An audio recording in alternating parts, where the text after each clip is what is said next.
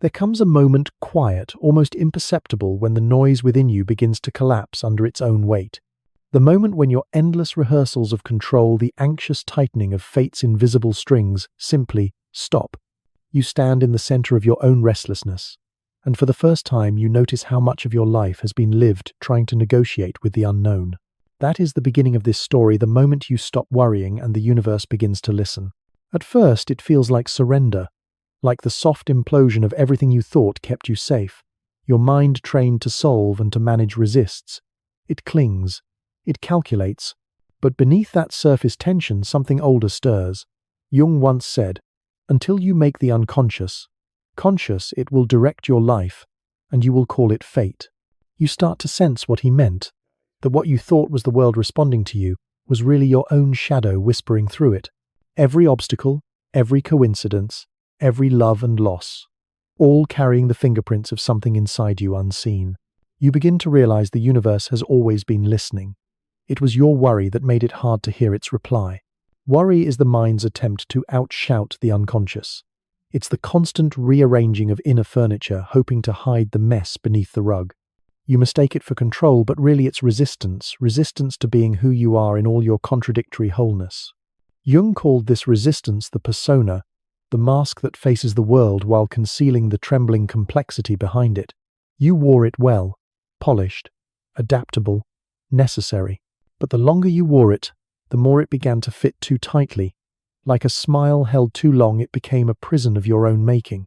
And so worry became your language, the only way the mask could breathe. But one night, lying awake, the worry loses its edge. It feels hollow. You sense that it no longer protects you. It only isolates you. The silence that follows is terrifying, like stepping into a dark forest where your thoughts no longer echo back. And yet somewhere deep within that darkness a flicker, the faint hum of something vast and ancient. The self, the center that Jung said, is not the ego but the wholeness that holds it. You do not yet understand it, but you feel it. It's not the universe outside, it's the cosmos within. As you stop fighting, small coincidences begin to align around you, not as rewards but as mirrors. You think of a friend, and they call. You release an old resentment, and the day feels lighter. Nothing magical, just realigned. The external world reflecting your inner shifts begins to speak in symbols. You see them not as messages from above, but as patterns from within. Jung called this synchronicity the meeting of inner meaning and outer event. The universe doesn't obey you. It collaborates with you, but only when you stop trying to command it. The shadow follows close behind. You start to notice it in the quiet pauses between thoughts, the flicker of envy, the quick judgment, the ache of shame. These are not your enemies. They are the disowned children of your psyche waiting to be brought home. The moment you stop worrying, you stop rejecting them, and they begin to speak.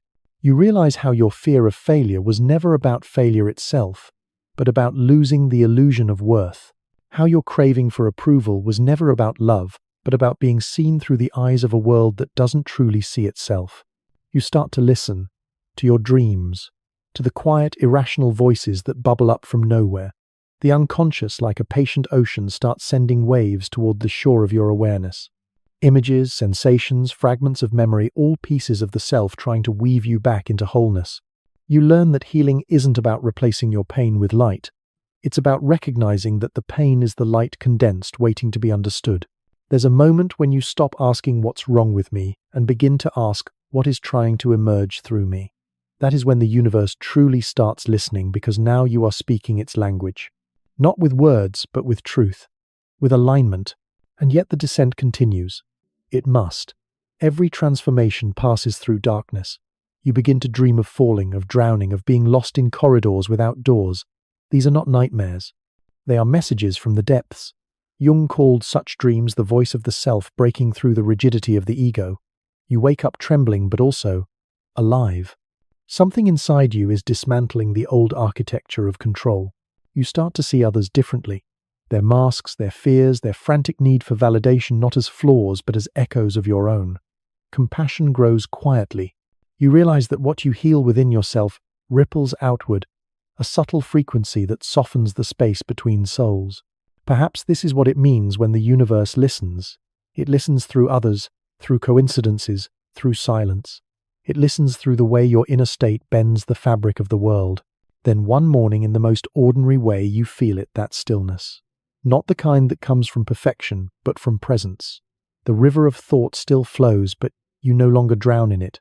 You sense the vastness behind the noise, the listener who is also the speaker, the self who dreamed you into being waiting patiently for you to wake. You smile, not because everything is solved, but because you've remembered that you are part of something immeasurable, and that it was never apart from you.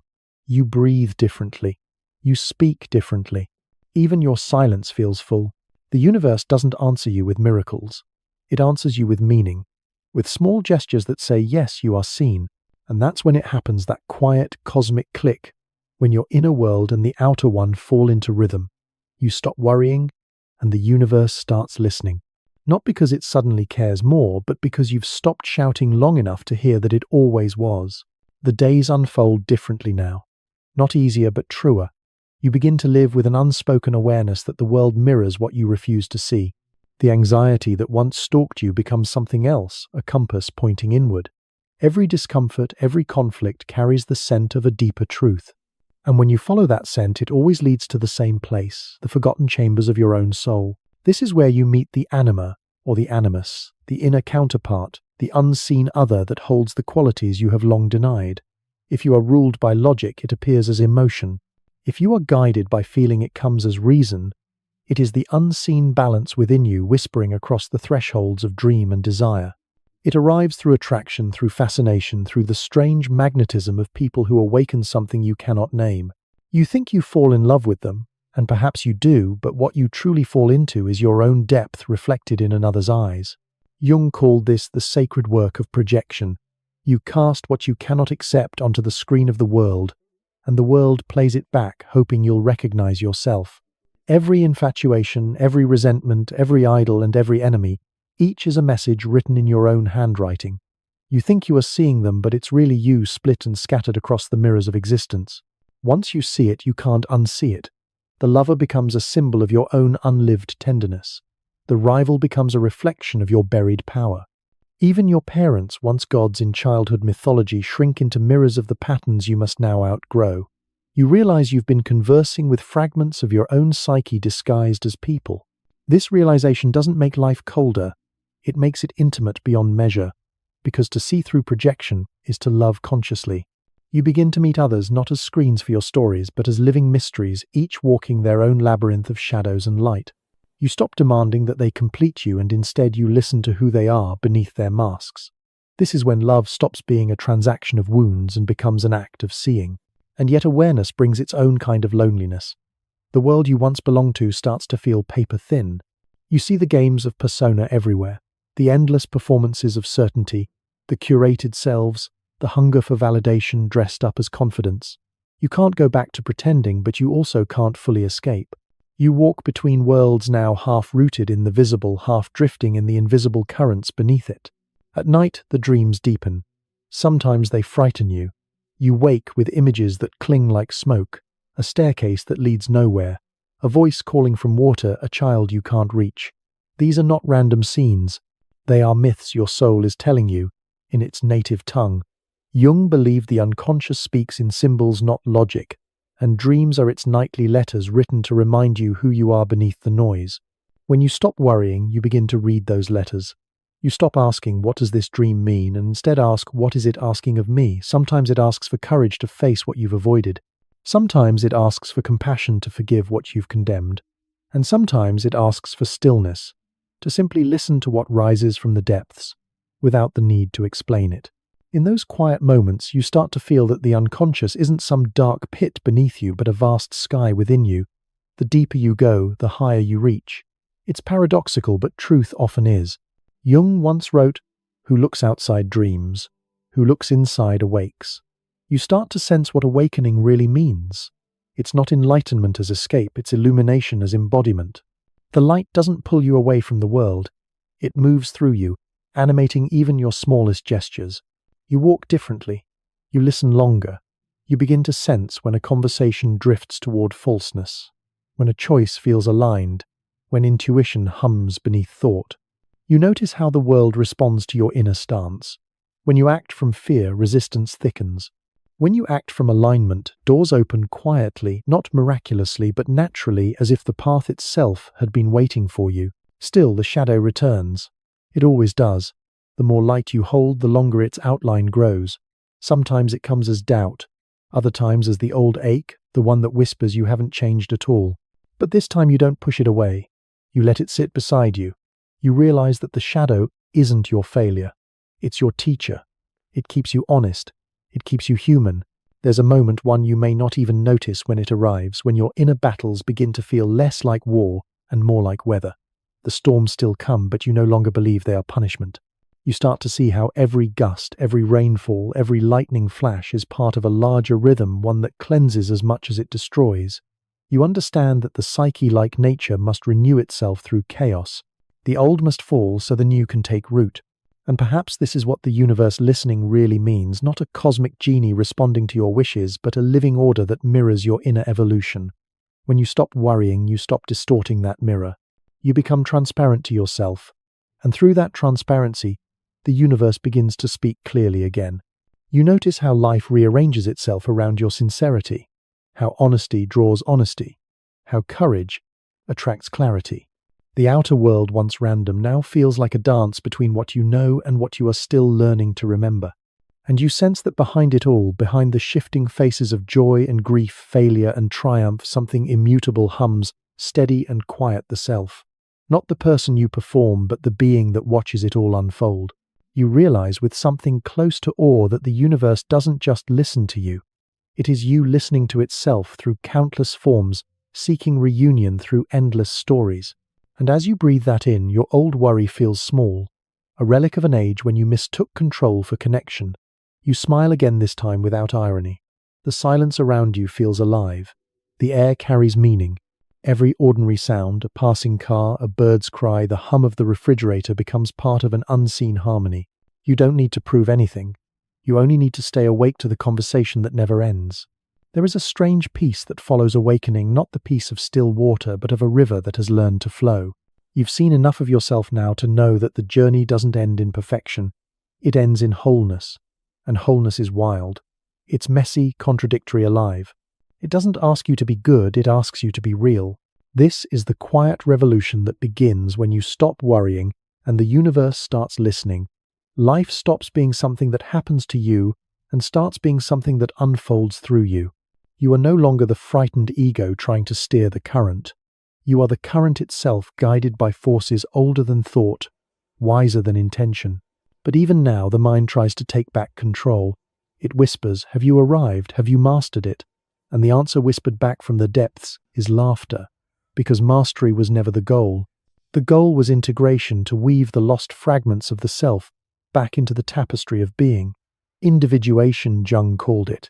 Not isolation, but reunion. The soul remembering its own pattern beneath the noise of becoming.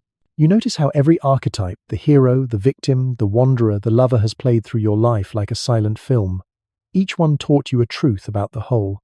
The hero taught courage, the victim humility, the wanderer wonder, the lover vulnerability. They were never roles to cling to, only masks to outgrow. And behind them all, waiting patiently, is the self, vast, unshaken, luminous. One morning you wake and realize that the fear of losing yourself has become the path toward finding yourself. The very descent into confusion was the initiation. The darkness was never punishment. It was instruction. Every fall was a hand pulling you toward depth. Every heartbreak was a key. You see now what Jung meant when he said, "One does not become enlightened by imagining figures of light, but by making the darkness conscious." The work was never to chase light. It was to turn toward the places you had refused to look. You remember how the shadow began as a monster, and how over time it became a friend. How the unconscious, once terrifying, became a guide. You see how the dreams you once dismissed now reveal patterns, symbols of growth repeating in new forms. The forest in your dreams no longer swallows you, it shelters you. The child you could not reach now takes your hand. The voice from the water no longer calls you down, but calls you home. And the universe, that vast mirror, continues to listen. You start to notice it in the smallest moments. A stranger's kindness arriving at the exact hour you feel unseen. A song playing at random that echoes your unspoken thought.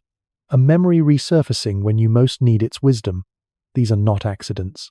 They are alignments, the psyche's way of showing you that the inner and outer are not separate realms but a single movement of being.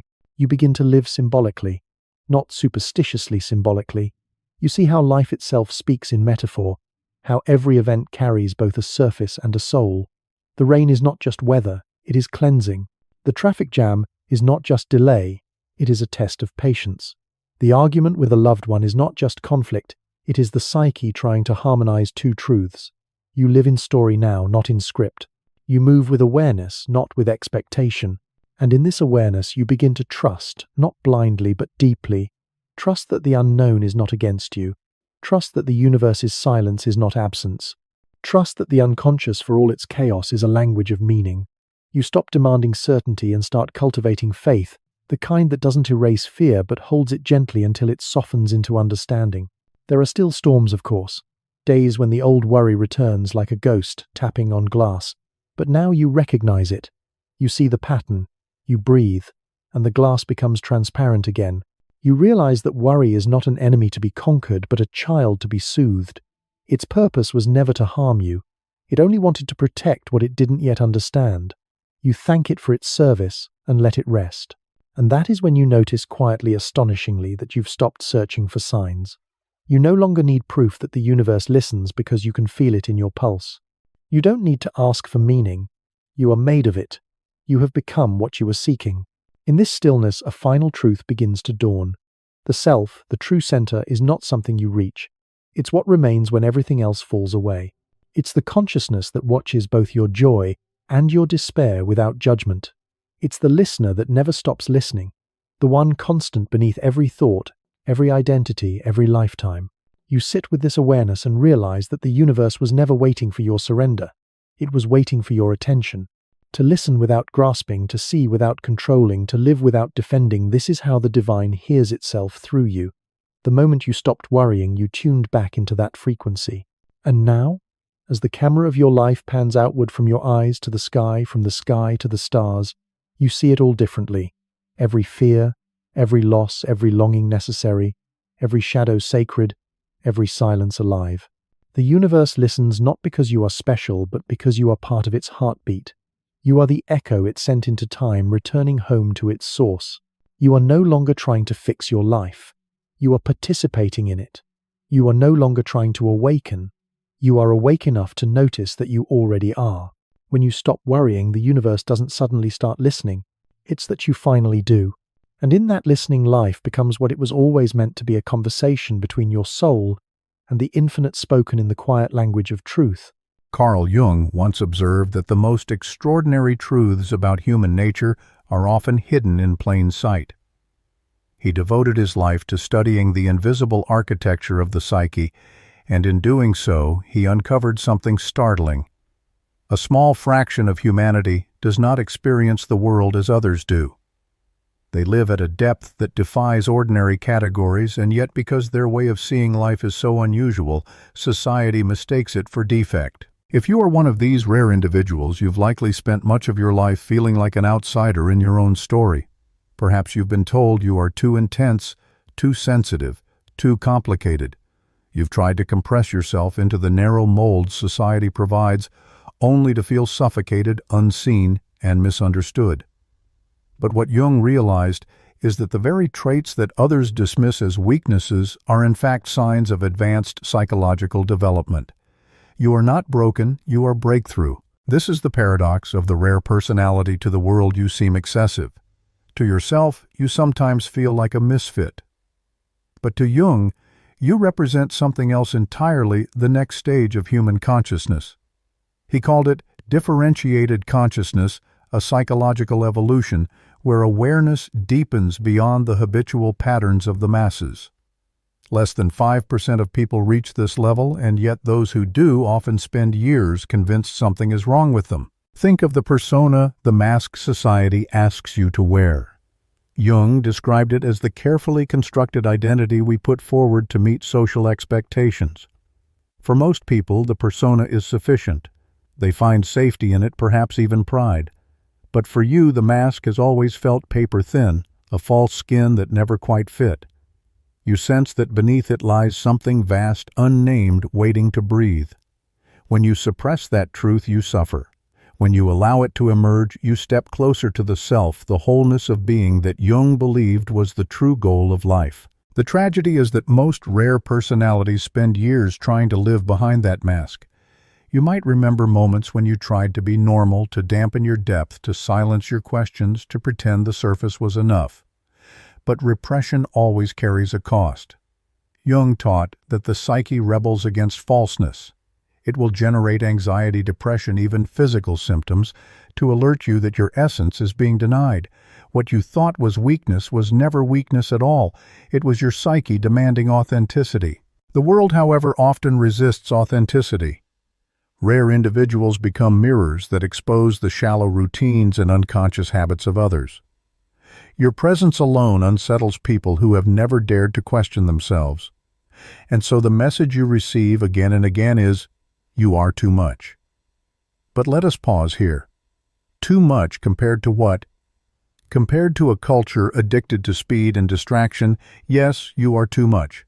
Compared to a society that rewards masks over truth, yes, you are too much. But in Jung's language, you are not too much, you are more. This is why your journey feels both painful and holy. You are walking a path most people never even see. Imagine humanity as a great forest. Most dwell comfortably at its edge, never venturing inward, content with the familiar light. But you were called to step deeper. You heard whispers from the trees, shadows that beckoned, mysteries that demanded your attention. And though others warned you away, you went anyway. You could not ignore the call. This is the signature of a rare soul. Jung's work shows us that these individuals embody the tension of opposites. On one side, the desire to belong, to be accepted, to live without the weight of being different. On the other, the burning necessity to be authentic, to align with the truth within. The persona offers safety, but only the self offers meaning. And in that conflict, your suffering is forged into strength. Now consider this. What if the very loneliness you feel is proof of your evolutionary role? Jung argued that those who carry rare psychological structures act as bridges between what humanity has been and what it is becoming. Your questions, your sensitivities, your refusal to conform, they are not anomalies but prototypes.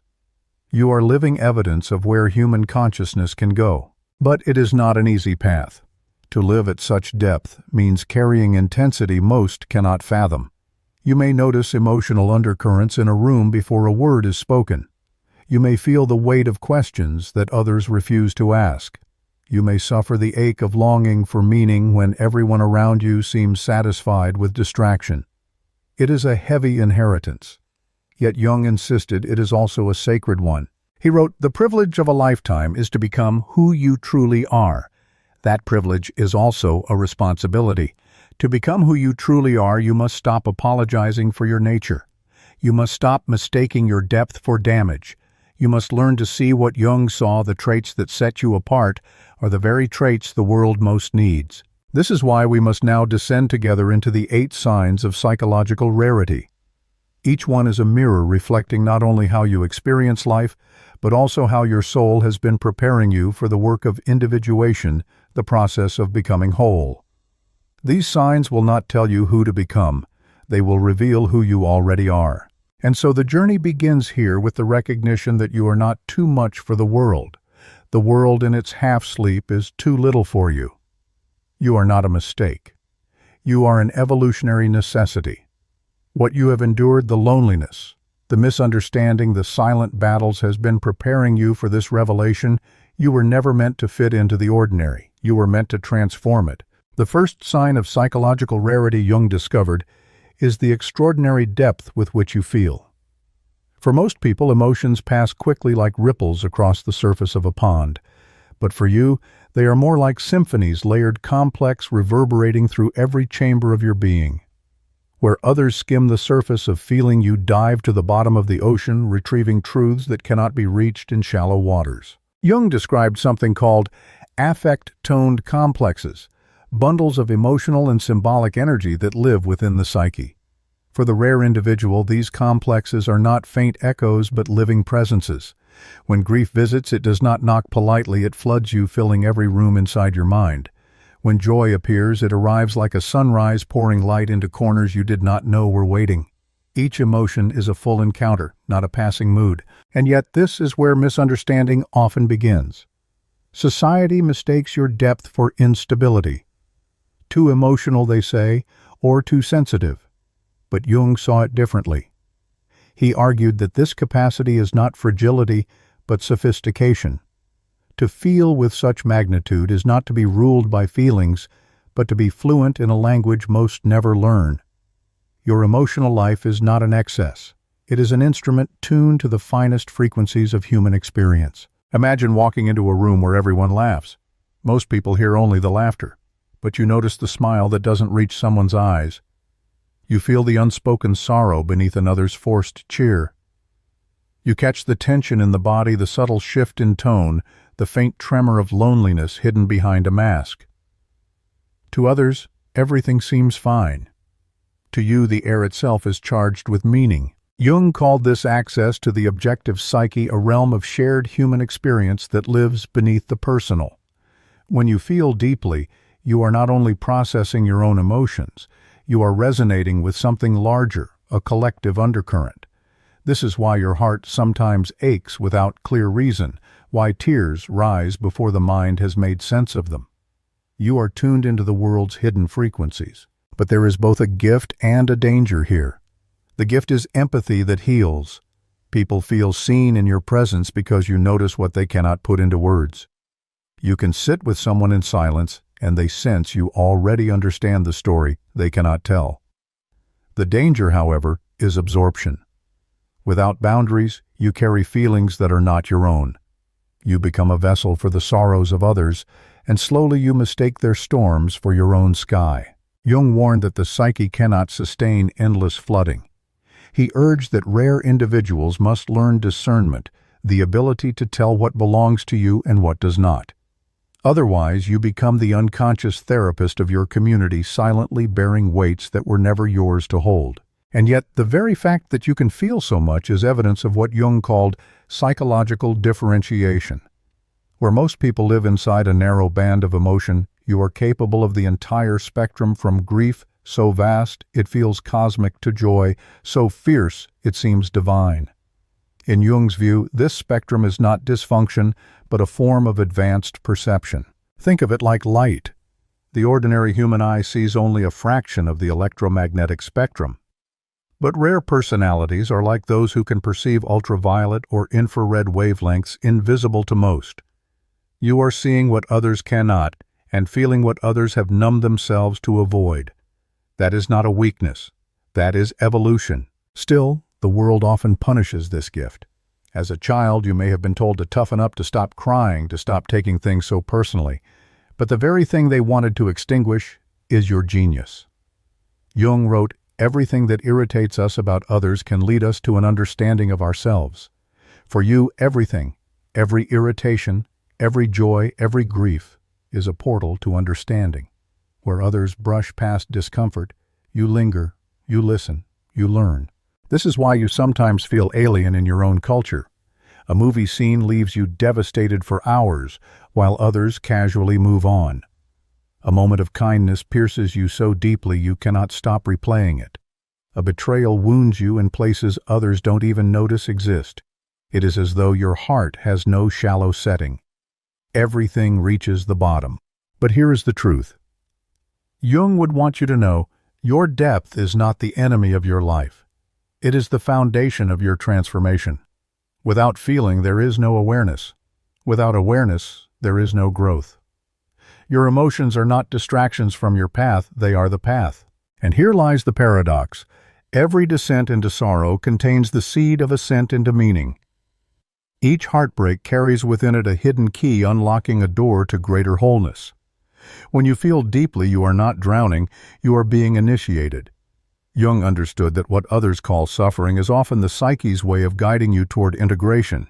Think of dreams, those nightly messengers from the unconscious. They too are wrapped in feeling. Fear, awe, wonder, longing dreams speak in the same language as your depths. To ignore them is to cut yourself off from the wisdom of your own soul. To honor them is to participate in the process of individuation, the slow, sacred unfolding of who you truly are. So the next time someone tells you you're too emotional, too intense, too much, remember this: you are not overreacting. You are overfeeling in a world that underfeels. You are hearing the full symphony where others catch only fragments. You are seeing the storm in the distance while others insist the sky is clear. And though it is heavy, though it sometimes feels unbearable, it is also holy. Because this capacity, the gift of depth, marks the beginning of the rare path. It is the first sign that you are not here to skim across the surface of life. You are here to descend, to plunge, to discover the hidden rivers beneath the ground everyone else walks upon without ever knowing they exist. And as Jung knew, only those willing to descend so far can ever rise so high. The second sign of psychological rarity is the hunger to question everything. For most, reality is accepted at face value. Life unfolds in predictable routines. Go to work, follow the rules, keep your head down, and never disturb the fragile comfort of certainty. But for you, certainty has never been enough. You carry what I call sacred curiosity, a restless need to pierce the veil and ask, why? Jung observed that most people live unconsciously prisoners of inherited patterns and social programming. They mistake tradition for truth, convention for wisdom. But you cannot help but interrogate the foundations. Why do people stay in relationships that diminish them? Why do entire societies build systems that suffocate the human spirit? Why do we celebrate conformity and exile authenticity? You do not merely accept answers, you dismantle them, turn them over in your hands, and examine the hidden architecture beneath. And though others may accuse you of overthinking, Jung would have recognized this as the mark of a differentiated psyche, a mind that refuses to surrender to unconscious inertia. In Jung's work, he described a process called the transcendent function, the ability of the psyche to hold tension between what is and what could be until a new possibility emerges. You live inside that tension. You are perpetually caught between the known and the unknown, refusing to settle for illusions, searching for what is real. That relentless questioning is not cynicism, it is evolution. But your questions are dangerous not because they are false, but because they are true. They peel away the layers of persona that others cling to. Most people do not want to see the machinery of their lives exposed. They prefer the safety of unconscious repetition. When you ask, is this really love or just dependency dressed as devotion? Or is this success or just slavery with a prettier name? You threaten the fragile walls that keep others comfortable. And so you are often silenced. Perhaps you were told as a child, stop asking so many questions. Perhaps your teachers grew impatient when you probed beyond the textbook. Perhaps friends roll their eyes when you refuse to settle for shallow conversations. Yet notice this, no matter how many times you are dismissed, your questions never die. They burn inside you, insistent, sacred, impossible to extinguish. Jung saw this archetypally. In mythology, the seeker sets out not because the path is safe, but because the questions demand movement. Sacred curiosity is like a compass in your chest, always pointing you toward deeper truths. It will not allow you to remain in cages, even if those cages are gilded with approval and comfort. And this curiosity is not merely intellectual, it is existential. It cuts to the core of being itself. When others are satisfied with what you demand, why? Why are we here? Why do we dream? Why does the unconscious erupt in symbols that feel older than memory? Why does suffering carve meaning where pleasure cannot? These are not idle musings. They are your soul's way of pulling you toward individuation, the journey toward wholeness. There is a loneliness here.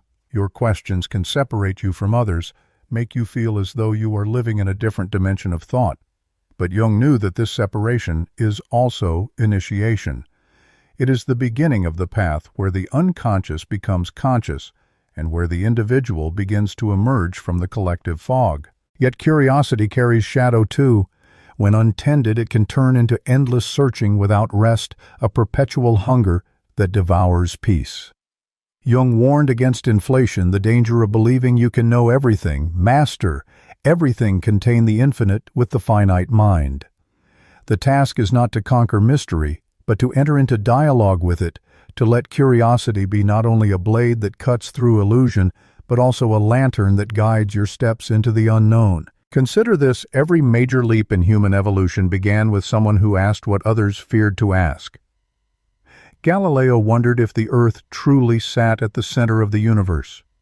Jung himself asked whether dreams were mere byproducts of the brain or messengers from the unconscious. These questions reshaped reality. In you, this same impulse lives. You may not yet know what your questions will uncover, but the very fact that you ask them means you are already dismantling old structures and creating the conditions for new ones. And here is the beauty. While others live in answers, you live in the questions. This is not a weakness, it is strength. The question is a doorway, and every doorway opens into expansion. The question unsettles, but it also liberates. It breaks chains forged by tradition and reveals paths no one else has walked. This is why your curiosity feels sacred. It is not idle speculation. It is not trivial distraction. It is the psyche itself reaching for transcendence. Each question is the unconscious whispering, "There is more. Keep going." Jung once said, "Who looks outside dreams. Who looks inside awakens." Sacred curiosity is the turning of the gaze inward and outward, simultaneously questioning the world, questioning the self, and realizing that the two are mirrors of one another. When you ask why society is addicted to shallow validation, you are also asking why a part of you longs for approval. When you ask why people run from pain, you are also asking why you avoid your own shadow. Every question directed at the world reverberates inside you. So the next time you are told you think too much, remember this: you are not overthinking, you are overhearing. You are catching the whispers of the unconscious that most have tuned out. You are listening for truth in a world that has learned to numb itself with noise. This is the second sign of your rarity: the restless refusal to be lulled by illusions, the hunger for truth even when truth unsettles, the sacred curiosity that makes you a threat to conformity but also a guide to authenticity. Your questions are not burdens, they are torches, and though they may burn, they also illuminate. The third sign of psychological rarity is the independence you have forged not from preference but from necessity. Jung once wrote, "The most terrifying thing is to accept oneself completely." For most people, self-acceptance is a luxury they can postpone indefinitely, hidden behind roles and relationships that provide borrowed identities. But for you, this acceptance came earlier, sharper, and often through pain. You may not have chosen solitude, but solitude chose you. Life demanded you stand alone at moments when others had a hand to hold. Perhaps you were misunderstood by your family, exiled for your differences, left to navigate storms without a compass. Perhaps betrayal stripped away the illusion of safety you once placed in others. And in the silence that followed, you discovered something others spend their lives avoiding: that you could endure. That you could build yourself from the inside out. This is where Jung's concept of individuation comes alive. Individuation is the process by which the psyche moves toward wholeness, separating from the collective mold and birthing a self that is uniquely yours. Most people never embark on this path because it requires confronting the shadow, all the rejected, denied, and unlived parts of who we are. But for you, adversity forced the confrontation. What others evade you were compelled to face. Think of the shadow as the dark forest in fairy tales, the place the hero must enter to claim the treasure. For most, the forest is terrifying, avoided at all costs. For you, it became inevitable. Your suffering pushed you there, and though you entered trembling, you emerged with treasures of self-knowledge no one could take away. This is why your independence is not arrogance, it is achievement. It is not the cold distance of someone who refuses to need others, but the steady ground of someone who has learned they can survive without them. While others cling desperately to external validation, your worth is rooted deeper. You know that to depend entirely on another for identity is to build on sand, and so through trial and solitude you built on rock. But independence has its paradox. It can be both sanctuary and prison. The same walls that protect you from betrayal can also keep you from intimacy. Jung warned that individuation does not mean isolation, it means integration. The task is to remain sovereign without becoming unreachable, to stand alone without condemning connection. This balance is the lifelong work of the rare soul. And yet your independence carries a sacred power. Others sense it even if they cannot name it. You do not bend easily to manipulation. You are not seduced by the applause of the crowd. You walk into rooms with an energy that says, "I belong here, not because you grant me permission, but because I grant it to myself." This unnerves people. Many rely on consensus to define their worth, but you embody a worth that exists even in silence. Your independence exposes their dependency, and so they may call you difficult, distant, intimidating. But Jung would say this is the mark of individuation. To be whole within yourself is to be unsettling to those who are not. Still, the danger of this independence is pride. There is a shadow here as well, the temptation to believe you no longer need anyone, that your strength exempts you from vulnerability. But true individuation embraces both autonomy and connection. It does not reject the world, but meets it from a place of wholeness. You are not meant to be an island, but a mountain, rooted unshakable yet still connected to the sky, the rivers, the valleys around you. Think of your independence as a sanctuary. It is the inner chamber where you return to remember who you are beneath the noise of roles and expectations. Others may collapse without constant affirmation, but you can retreat into yourself and find clarity. That sanctuary is not loneliness, it is sacred solitude. Jung knew that without such solitude, there can be no authentic selfhood. And so every hardship that once felt like exile was in truth initiation. Each time life stripped you of support, it was teaching you to anchor within. Each moment you stood alone, it was forging your psychological sovereignty. What felt like abandonment was often the psyche's way of forcing you deeper into your own ground. This independence is not only survival, it is preparation. Because those who have walked alone can walk with others without losing themselves. Those who have faced their shadow can hold space for the shadows of others without fear.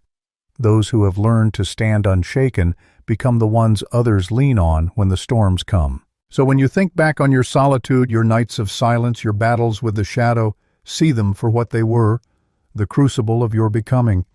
They stripped away what was false until only the essential remained. They taught you that independence is not detachment, but authenticity, not resistance to love, but the refusal to trade your truth for approval. This is the third sign of rarity, a conscious independence born not of arrogance but of adversity, not of indifference but of necessity. It is the knowledge that you can walk alone, and in walking alone you discovered yourself. The fourth sign of psychological rarity is a heightened sensitivity that borders on the uncanny, a capacity Jung called intuition. For most, perception is limited to the obvious, what is seen, what is spoken, what is measurable. But for you, perception extends into the invisible. You notice what others overlook. You sense currents beneath the surface patterns behind the obvious truths that seem to whisper through silence itself. Jung defined intuition as perception via the unconscious. It is not the logical calculation of the mind, nor the simple recording of the senses. It is a knowing that arrives whole, sudden, inexplicable. You may walk into a room and immediately feel the weight of unspoken conflict. You may meet someone and know without evidence the story written in their eyes.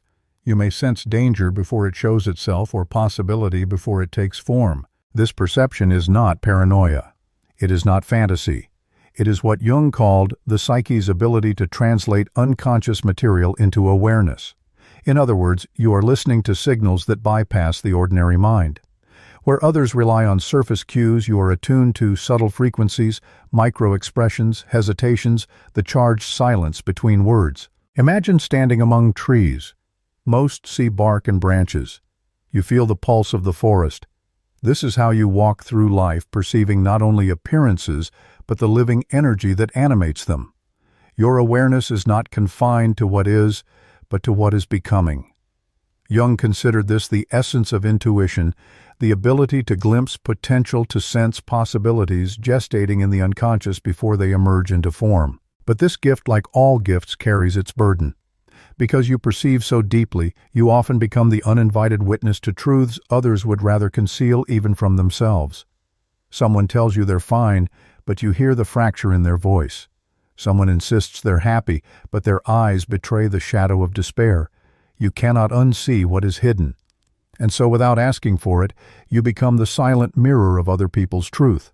This is why you may often feel like the unacknowledged therapist in your relationships. Without realizing it, you regulate conversations, absorb tension, and carry unspoken pain. Jung warned that this kind of unconscious caregiving is dangerous. To live constantly in the energies of others is to risk exhaustion, to blur the line between your psyche and theirs. Sensitivity without discernment becomes suffering. And yet Jung also saw intuition as one of the most advanced functions of the psyche. It is the bridge between the conscious and the unconscious, the doorway through which creativity, imagination, and vision enter.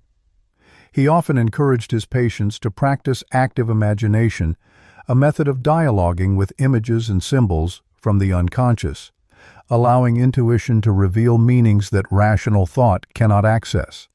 For the rare individual, this happens naturally. Images, dreams, sudden insights, they come to you unbidden, shaping your choices and guiding your path. Think of your life. How many times have you felt a pull towards something without being able to explain why? A career choice, a friendship, a move, a moment of risk. Later you realized your intuition had been pointing toward a deeper truth all along. Rationally, it made no sense. Psychologically, it was inevitable. This is the paradox of your gift. It feels irrational, yet it produces profound accuracy. It bypasses reason, but delivers truth. And because most people do not live this way, they often dismiss your knowing, your imagining things they say. But Jung would say, you are perceiving things. Not the things of the surface, but the things of the soul. Still, this gift requires boundaries. You must learn to ask, is this mine or does it belong to another? Am I perceiving in order to heal, or am I perceiving in order to carry what was never mine? Jung taught that intuition must be balanced with grounding. Otherwise, the rare individual risks becoming lost in visions without roots, exhausted by truths they cannot change. Your intuition is not meant to drown you in others' unspoken sorrows. It is meant to guide you toward your own path of individuation. It is not a curse. It is a compass. And when you learn to wield it with discernment, it becomes one of your greatest allies. Consider this. Every culture has revered figures who lived by invisible perception, the shaman, the oracle, the mystic, the seer.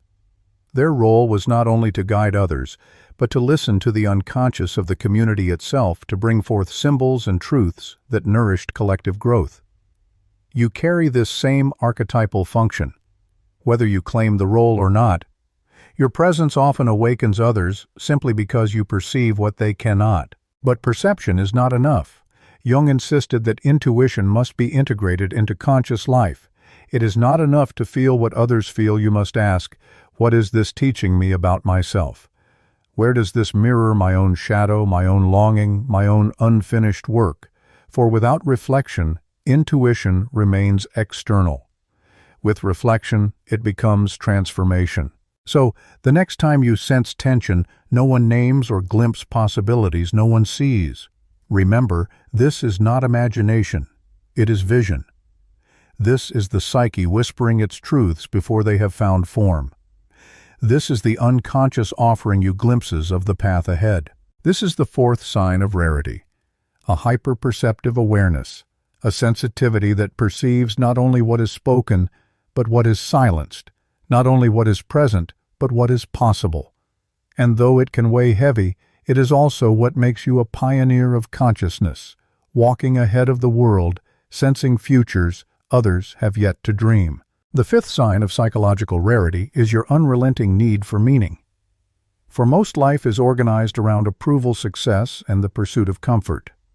But for you, none of these hold weight unless they carry depth. You cannot simply follow scripts, play roles, or collect trophies.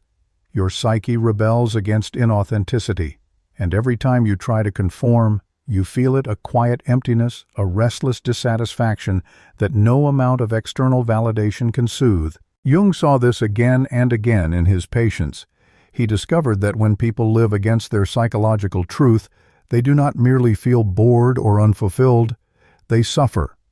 They develop what he called neurotic symptoms, anxiety, depression, compulsions, a sense of meaninglessness.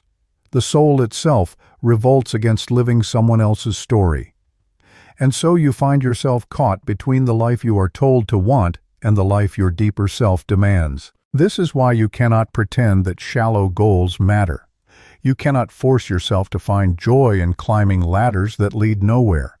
You cannot build relationships based only on convenience or appearances. Your soul will not allow it. Jung wrote, "The privilege of a lifetime is to become who you truly are. But for you, that privilege is not optional, it is necessity. To betray it is to fracture your very being. And so again and again you choose meaning over popularity. You choose authenticity over applause. You choose the harder path, not because you crave suffering, but because false paths feel like a slow death." Jung recognized that this relentless drive toward meaning is not merely personal, it is evolutionary. He called such individuals catalysts of consciousness, people who, by refusing the shallow, force others to confront their own inauthenticity. But this choice comes with a cost. You outgrow people, environments, even entire versions of yourself. This is the sixth sign of rarity. Jung once said, "The greatest tragedy of the family is the unlived lives of the parents." You refuse to live unlived lives, not your parents, not societies, not even your own past selves. And because of this refusal, you undergo what Jung described as cycles of psychological death and rebirth. You know this pattern well. A chapter of your life that once felt nourishing begins to feel suffocating. A circle of friends you once felt at home with begins to feel foreign. A career, a belief system, a relationship, it no longer resonates with the self you are becoming. And so you shed it, even if it tears you apart. This shedding is painful. People who once loved you may feel abandoned. They knew the version of you that was smaller, safer, easier to understand. They may try to pull you back, asking you to be who you were before because your growth unsettles them. But Jung knew this truth: once you have glimpsed behind the veil of conditioning, you cannot return. Psychological evolution is irreversible. Think of the snake shedding its skin. To an outsider, the process looks violent, uncomfortable. But without it, the snake cannot survive. This is your life. Each outgrown identity, each environment you leave behind is a skin you cannot wear anymore. And though others may not understand, you know the only way forward is through transformation. Yet here lies the loneliness. To outgrow is to lose. To grow beyond is to walk paths where fewer and fewer accompany you. Sometimes it feels as though every step toward authenticity is a step away from belonging. And yet Jung believed that this loneliness itself is a sign of alignment. It is evidence that you are refusing to remain in unconscious conformity. But every descent into loss also contains the seed of renewal. For each person you lose, another appears who resonates at your new frequency. For each environment you leave behind, a new one emerges that meets your evolution. Growth requires pruning. The branches that cannot sustain your blooming must fall away so that your deeper roots may thrive. This cycle is not chaos, it is initiation. You are being initiated into the archetype of transformation itself, into the eternal pattern of death and rebirth. Jung saw this in dreams, in myths, in religions across the world. The soul must die to old forms in order to be reborn into wholeness. What you have lived is not random, it is archetypal. It is the universal story of becoming written into your personal life. And so, though you may feel weary of outgrowing, weary of endings, remember this. Each ending is a doorway. Each loss is an opening. Each rebirth brings you closer to the self, the whole undivided being you were always meant to become. This is the paradox of your rarity. You crave meaning with such intensity that you cannot accept falsehood. You shed skin so frequently that you sometimes wonder if you will ever rest. But this restlessness is your calling. You are not meant to settle into a single form. You are meant to evolve again and again until your life itself becomes an act of individuation. So when you look back on the people you have lost, the roles you have discarded, the identities you have buried, see them not as failures, but as offerings. Each one was necessary to carve space for the self that is now emerging. Each one was a chapter in the sacred book of your becoming. This is the fifth and sixth sign of your psychological rarity, the refusal to live without meaning and the willingness to outgrow what no longer serves your evolution. Together, they form the axis of transformation, the relentless demand for authenticity even when it costs you comfort, and the courage to step into rebirth even when it costs you belonging. The seventh sign of psychological rarity is the presence you carry. Jung once said, "The meeting of two personalities is like the contact of two chemical substances. If there is any reaction, both are transformed." But for you, transformation is not occasional, it is constant. Simply by being authentic, you alter the atmosphere around you. Others sense it when you enter a room. They feel seen in ways they cannot explain. They speak to you and discover themselves saying truths they have never said aloud. This is what Jung called a psychological holding space, the ability to witness without judgment, to create a field where another person's truth can emerge. It is not something you perform, it is who you are. But here lies the hidden challenge. Because you can hold so much for others, you often forget to ask for space to be held for you. You become the mirror, the sanctuary, the silent healer. And slowly, without realizing it, you exhaust yourself. Jung warned of this danger. He called it helper syndrome, the unconscious pattern of self-sacrifice, in which the rare individual gives everything, not realizing that unbalanced giving eventually empties both giver and receiver. The lesson here is discernment, to know when to offer your light and when to guard it. To realize that your presence is medicine, but medicine must be given wisely. And yet this gift of transformational presence is inseparable from the eighth sign of rarity, the sense of purpose that haunts you. Deep down you feel it, a calling that resists definition, a restless knowing that you are meant for something beyond the ordinary. Jung called this the transcendent function, the psyche's drive toward wholeness, the magnetic pull of the self guiding you into alignment with your deeper destiny. It may not yet be clear what your purpose is. It may arrive in fragments, in dreams, in sudden flashes of intuition, but you feel it like a tide moving beneath the surface of your life, and every attempt to ignore it brings not peace but disquiet. Jung observed that those who silence their calling often develop anxiety, depression, or a sense of meaninglessness. The psyche will not allow its deeper destiny to be dismissed. But here is the profound truth. Your purpose is not merely personal, it is transpersonal. Jung believed that individuals like you serve as bridges between the unconscious and the conscious, between what humanity has been and what it is becoming. Your rarity is not for you alone, it is for the world.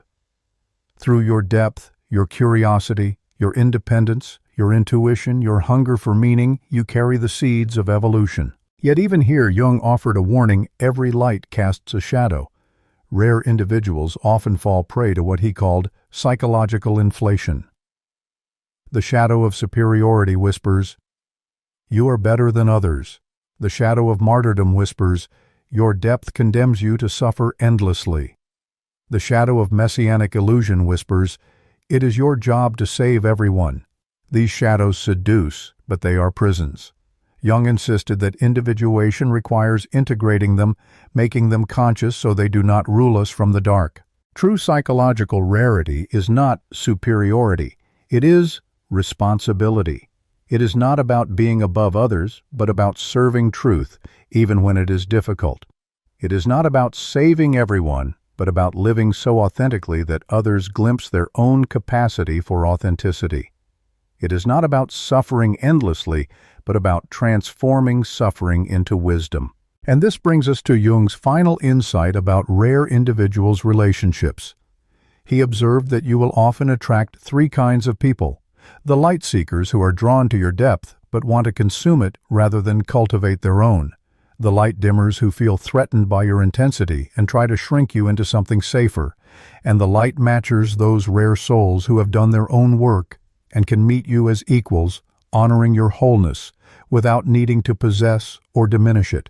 Your task is discernment, to recognize who is capable of walking beside you and who is not, to share your gifts without allowing them to be drained, to refuse the role of savior or scapegoat and instead stand as sovereign, offering your presence consciously, not compulsively. Jung believed that when rare individuals learn this discernment, they become beacons. They do not force change, but their very existence invites it.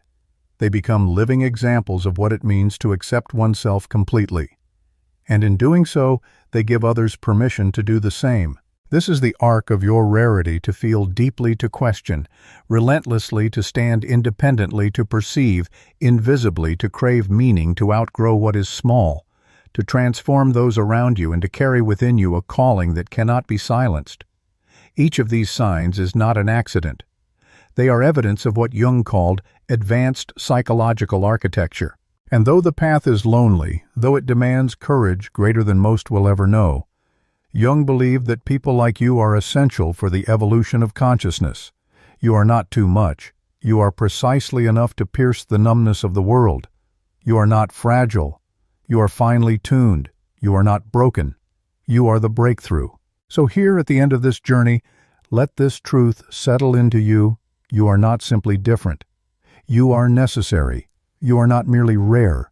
You are the leading edge of human possibility. And your life, with all its intensity, all its questions, all its transformations, is not a burden to carry, but a torch to bear. Jung wrote, "The most terrifying thing is to accept oneself completely." And now you see why. Because to accept yourself completely is to recognize that you are evolutionary consciousness in human form.